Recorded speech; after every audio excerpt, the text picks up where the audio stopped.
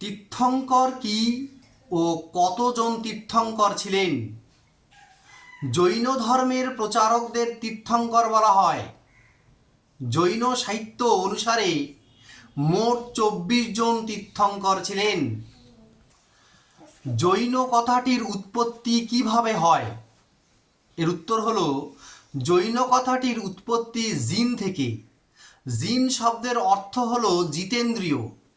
জৈন ধর্মের প্রবক্তা তীর্থঙ্করগণ কাম, লোভ, ক্রোধ ও হিংসাকে জয় করেছিলেন বলে এরা জিন বা জয়ী বলে পরিচিত হন।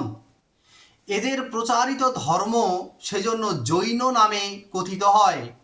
মহাবীর স্বয়ং জিন বা জিতেন্দ্রীয় নামে পরিচিত। এবারে পরের প্রশ্ন হলো, চতুর্জাম কি? এবারে পরের প্রশ্ন হলো, চতুর্জাম কি? এর উত্তর হলো, জৈন ধর্মের প্রবক্তা পার্শ্বনাথ যে 4টি শিক্ষা দিয়েছিলেন তা চতুর্জাম নামে পরিচিত।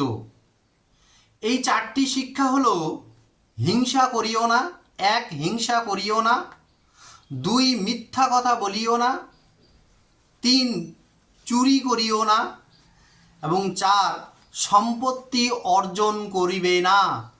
এই 4টি শিক্ষা সঙ্গে মহাবীর সংযোজন করেছিলেন ব্রহ্মচর্য পালনের নির্দেশ। এই 4টি শিক্ষাকে একত্রে চতুর্জাম নাম বলা হয়।